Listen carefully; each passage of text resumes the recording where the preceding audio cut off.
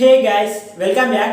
నన్ను చాలామంది ఈసీఈ బెటరా సిఎస్సి బెటరా, ఈసీఈ వర్సెస్ సిఎస్సి ఒక వీడియో వేయండి అని చాలామంది అడుగుతున్నారు. ఈరోజు ఈ వీడియోలో నేను మీకు సిఎస్సి వర్సెస్ ఈసీఈ ఈ రెండింటిలో ఏది బాగుంటుంది అనేది ఈ వీడియోలో నేను మీకు చెప్తాను. నన్ను డిప్లొమా వాళ్ళు అడుగుతున్నారు అండ్ అలాగే ఇంజనీరింగ్ వాళ్ళు అడుగుతున్నారు. సో వీళ్ళిద్దరికీ ఈ వీడియో అయితే యూస్ఫుల్ అవుతుంది కాబట్టి ఎవరైనా కూడా ఈ వీడియోని పూర్తిగా చూడండి.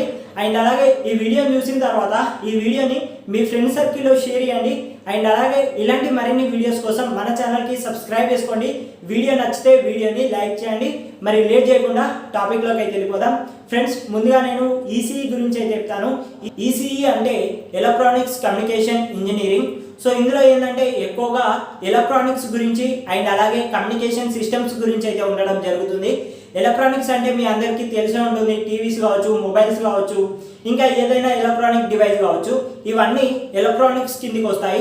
అండ్ అలాగే కమ్యూనికేషన్ అంటే ఎలా ఉంటుందంటే, ఇప్పుడు ఫర్ ఎగ్జాంపుల్ మనం ఫోన్ చేస్తే ఎక్కడున్న మన ఫ్రెండ్కి కాల్ అనేది కలుస్తుంది. అండ్ అలాగే ఎక్కడో జరిగే టీవీ ప్రోగ్రామ్స్ అనేవి మనం మన ఇంట్లో ఉన్న టీవీలో చూస్తున్నాం. దీన్ని కమ్యూనికేషన్ అంటారు.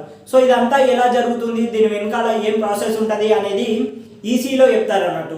సో మీకు కనుక ఎలక్ట్రానిక్స్ పైన ఇంట్రెస్ట్ ఉంటే మీరు ఈసీఈ అనేది సెలెక్ట్ చేసుకోవచ్చు.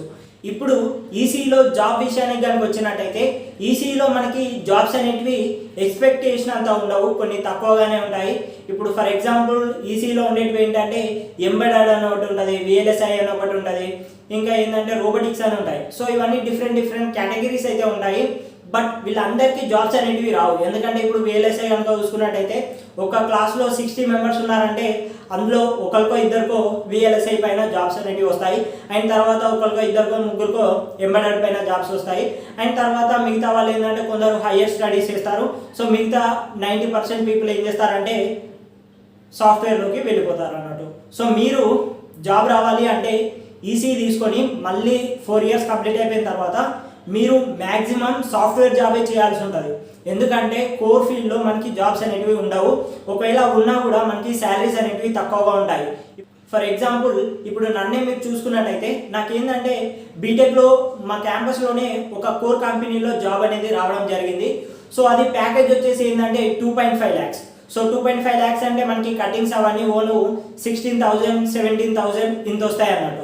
సో నేనేం చేశానంటే ఒక 1 month చేశాను. 1 month చేసిన తర్వాత వాళ్ళు ఏమన్నారంటే బాండ్ అగ్రిమెంట్ ఉంటుంది అన్నట్టు. అది ఏంటంటే 3 years అగ్రిమెంట్ ఉంటుంది. సో 3 years వరకు అగ్రిమెంట్ రాయాలి అన్నారు. సో నేను ఆలోచించాను, 3 years అగ్రిమెంట్ రాయమంటున్నారు, శాలరీ కూడా తక్కువ ఉంది అనేసి ఒక 1 month చేసిన తర్వాత శాలరీ తీసుకోకుండానే, అంటే వాళ్ళు ఏంటంటే అగ్రిమెంట్ పైన సైన్ పెడితేనే శాలరీ ఇస్తామన్నారు. సో శాలరీ తీసుకోకుండానే 1 month వాళ్ళకు ఏదో అట్లా 1 month వర్క్ చేసేసి బయటకు వచ్చాను. బయటకు వచ్చిన తర్వాత ఒక 2 months 3 months ఇంటర్వ్యూస్ అటెండ్ అయిపోయిన తర్వాత నాకు సాఫ్ట్వేర్లో జాబ్ వచ్చింది. సో సాఫ్ట్వేర్లో నాకు ప్యాకేజ్ ఎంత అంటే దీంతో పోలిస్తే కొంచెం ఎక్కువగానే, అంటే ఇప్పుడు సాఫ్ట్వేర్ ప్యాకేజ్ ఎంత అంటే 3 lakhs అనుకోండి. నాకు కోర్ ఫీల్డ్తో పోల్చుకుంటే సాఫ్ట్వేర్లో ఒక 50,000 రూపీస్ అనేటివి కొంచెం ఎక్కువగా రావడం జరిగింది.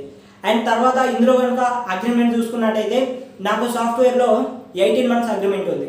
సో అందులో అయితే మనకి 3 years అగ్రిమెంట్ రాయాలి. బట్ ఇందులో అయితే ఓన్లీ 18 months అగ్రిమెంట్ ఉంది. అండ్ అలాగే ఇప్పుడు కోర్ ఫీల్డ్లో ఆ కంపెనీ నుంచి బంద్ చేసి వేరే కంపెనీలోకి వెళ్ళాలి అంటే అలాంటి కంపెనీస్ అనేవి ఎక్కడో ఒక జాలు ఉంటాయి. అందులో కూడా మనకి వేకెన్సీస్ అనేవి ఉండవు. సో మనం ఏం చేయాలంటే తప్పనిసరిగా ఇప్పుడు ఏదైతే కంపెనీలో వర్క్ చేస్తున్నామో అదే కంపెనీలో వర్క్ చేయాల్సిన సిచ్యువేషన్ అనేది ఏర్పడుతుంది. ఎందుకంటే ఇప్పుడు ఫర్ ఎగ్జాంపుల్ ఏదైనా ఒక కోర్ కంపెనీ ఉందంటే అందులో పనిచేసే వాళ్ళు చాలా తక్కువగా ఉంటారు. ఇప్పుడు మనం ఏదైనా ఒక కోర్ కంపెనీ నుంచి బయటకు వచ్చేసి వేరే ఒక కోర్ కంపెనీలోకి వెళ్ళాలి అంటే అందులో వేకెన్సీ ఉండాలి. సో కోర్ కంపెనీల్లో వేకెన్సీలు అనేవి ఎక్కువగా ఉండవు. ఒకవేళ మన ఎక్స్పీరియన్స్ మన టాలెంట్ మంచిగా ఉన్నా కూడా వాడు ఏంటంటే కొంచెం శాలరీ తక్కువ ఇస్తాడు, మనం ఎక్స్పెక్టేషన్ అంతా ఇవ్వడు అన్నట్టు. అదే మనం సాఫ్ట్వేర్లో కనుక చూసుకున్నట్టయితే ఒక 2 years ఎక్స్పీరియన్స్తోని వేరే కంపెనీలో కనుక వెళ్ళినట్టయితే మనకి ప్యాకేజ్ అనేది కొంచెం ఎక్కువగా పెరుగుతుంది. కంపేర్ టు కోర్ వాళ్ళతో కంపేర్ చేసుకుంటే సాఫ్ట్వేర్లో కొంచెం ప్యాకేజ్ అనేది ఎక్కువగా ఉంటుంది. వేరే కంపెనీ షిఫ్ట్ కొట్టినప్పుడు కూడా మనకేంటంటే కొంచెం ప్యాకేజ్ అనేది ఎక్కువగా ఇంక్రిమెంట్ ఉంటుంది. సో అందుకని ఎక్కువ మంది సాఫ్ట్వేర్లోకి వెళ్ళిపోతారు. సో మీకు కనుక కొంచెం డబ్బులు కావాలి, నాకు వెంటనే జాబ్ కావాలి అంటే మాత్రం మీరు ఈసీ తీసుకొని మళ్ళీ తర్వాత లాస్ట్ సాఫ్ట్వేర్లోకి రావాలి. సో మీకు కనుక ఎలక్ట్రానిక్స్ ఇంట్రెస్ట్ ఉండి ఎలక్ట్రానిక్స్లోనే జాబ్ చేయాలి అనుకుంటే ఇది కొంచెం కష్టంగానే ఉంటుంది. చదవడానికి ఏముండదు. సో చదవడానికి అయితే బాగానే ఉంటుంది, ఎలాంటి ఇబ్బందులు ఉండవు. సో చదివిన తర్వాత వన్స్ జాబ్ కొట్టాలంటేనే కొంచెం ఇబ్బందిగా ఉంటుంది. సో ఒకవేళ మీరు ఎలక్ట్రానిక్స్ చదివినా కూడా మీరు చాలా అంటే చాలా ఈజీగా సాఫ్ట్వేర్ ఫీల్డ్లోకి అయితే వెళ్ళిపోవచ్చు. సో దీనిపైన నేను ఒక సెపరేట్ వీడియో చేశాను. ఎలక్ట్రానిక్స్, మెకానికల్, సివిల్ ఏది చదివినా కూడా ఒక సాఫ్ట్వేర్ జాబ్ ఎలా కొట్టాలి అనేది నేను ఒక సెపరేట్ వీడియో అయితే వేయడం జరిగింది. ఆ వీడియోకి సంబంధించిన లింక్ అనేది డిస్క్రిప్షన్లో ఇస్తాను, ఒకసారి ఆ వీడియోని చూడడానికి ట్రై చేయండి. అండ్ అలాగే సెకండ్ ఇప్పుడు సిఎస్సి చూసుకుందాం. సిఎస్సి అంటే కంప్యూటర్ సైన్స్ ఇంజనీరింగ్. సో ఇందులో ఏంటంటే ప్రోగ్రామింగ్ ఎక్కువగా ఉంటుంది. సో ప్రోగ్రామింగ్ అంటే మీ అందరికీ తెలిసే ఉంటుందని అనుకుంటున్నాను. సో ప్రోగ్రామింగ్ లాంగ్వేజెస్ అంటే సి అని, పైథాన్ అని, జావా స్క్రిప్ట్ అని, ఇంకా ఎస్క్యూఎల్ అని, ఇలాంటి ప్రోగ్రామింగ్ లాంగ్వేజెస్ అనేవి ఈ సిఎస్సిలో ఉండడం జరుగుతుంది. మెయిన్గా కంప్యూటర్స్. సో కంప్యూటర్స్తో మనం ఎలా ఇంటరాక్ట్ అవ్వాలి అనేది ఈ సిఎస్సిలో నేర్పిస్తారు అన్నట్టు. ఇప్పుడు ఫర్ ఎగ్జాంపుల్ వెబ్ డెవలప్మెంట్ కావచ్చు, యాప్ డెవలప్మెంట్ కావచ్చు, ఇవన్నీ వాళ్ళు నేర్పిస్తారు. అంటే డీప్గా ఏం నేర్పించరు, ఏదో ఓవర్వ్యూ ఇస్తారు. సో తర్వాత ఆ నాలెడ్జ్తో మనం ఏంటంటే మన ఓన్గా యూట్యూబ్లోనో లేదా ఏదైనా ఒక ఆన్లైన్ ప్లాట్ఫామ్లోనో మనమే సొంతంగా నేర్చుకోవాలి. వన్స్ 4 years అనేవి కంప్లీట్ చేసిన తర్వాత మనం చేసుకుంటే హయ్యర్ స్టడీస్ అయితే చేసుకోవచ్చు, లేదా జాబ్ చేయాలి అనుకుంటే జాబ్ కూడా చేయొచ్చు అన్నట్టు. సో జాబ్ ఎలా ఉంటుందంటే మినిమం మనకి 3 lakhs ప్యాకేజ్ అయితే ఇవ్వడం జరుగుతుంది. ఇప్పుడు 3 lakhs నుంచి ఒక్కొక్కరికి 12 lakhs ప్యాకేజ్ కూడా ఇస్తారు. బట్ అందరికీ 12 lakhs ఇలా వస్తుందని చెప్పలేము. బట్ మినిమం అయితే 3 lakhs ప్యాకేజ్ అయితే రావడం జరుగుతుంది. సో ఏంటంటే ఎవరో ఒకరికి 100లో ఒకరికి 1000లో ఒకరికి మాత్రమే 8 lakhs ప్యాకేజ్, 12 lakhs ప్యాకేజ్ రావడం జరుగుతుంది. ఇప్పుడు నా ఫ్రెండ్ సర్కిల్లో కనుక చూసుకున్నట్టయితే అందరూ 3.5 lakhsకి పనిచేసే వాళ్ళు ఉన్నారు. ఎవరో ఇద్దరు మాత్రమే 8 lakhsకి 12 lakhsకి పనిచేసే వాళ్ళు ఉన్నారు. సో ఇలా చాలా తక్కువగా ఉంటారు అన్నట్టు హైయెస్ట్ ప్యాకేజ్ వచ్చేవాళ్ళు. సో మీకు కనుక మంచి స్కిల్స్ ఉంటే మాత్రం ప్యాకేజ్ అనేది కొంచెం ఎక్కువగా ఎక్స్పెక్ట్ చేయొచ్చు. సో మీకు కనుక కొంచెం యావరేజ్ స్కిల్స్ ఉంటే మీకు మినిమం అయితే 3 lakhs ప్యాకేజ్తో ఒక జాబ్ అనేది వస్తుంది. సో ఈ జాబ్ రావాలన్నా కూడా మీకు ఏంటంటే స్కిల్స్ ఉండాలి. సో నేను సిఎస్సిలో పాస్ అయిపోయాను, నాకు జాబ్ రావాలంటే జాబ్ రాదు.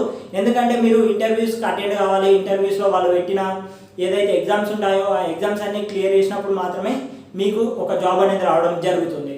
సో ఇది గైస్ సిఎస్సికి అండ్ అలాగే ఈసీకి ఉండే డిఫరెన్స్. సో మీరు ఏది చూజ్ చేసుకుంటారన్న దాన్ని బట్టి మీరైతే చూజ్ చేసుకోండి. ఒకవేళ మీకు ఎలక్ట్రానిక్స్ ఇంట్రెస్ట్ ఉంటే ఈసీ తీసుకోండి, సిఎస్సి అంటే కంప్యూటర్స్ ఇంట్రెస్ట్ ఉంటే సిఎస్సి తీసుకోండి.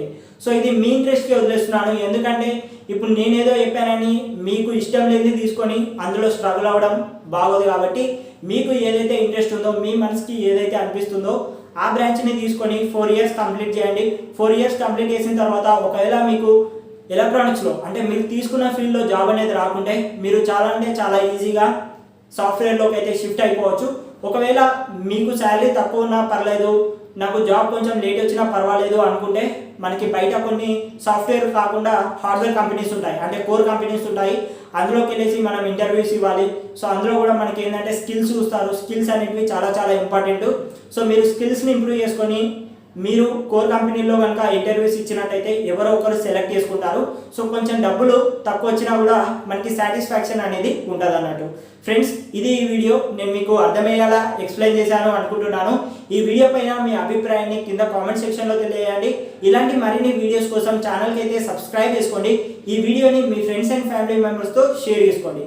మరి మరో కొత్త వీడియోతో మళ్ళీ మేము ముందుంటాను. అంతవరకు సెలవు. జై హింద్.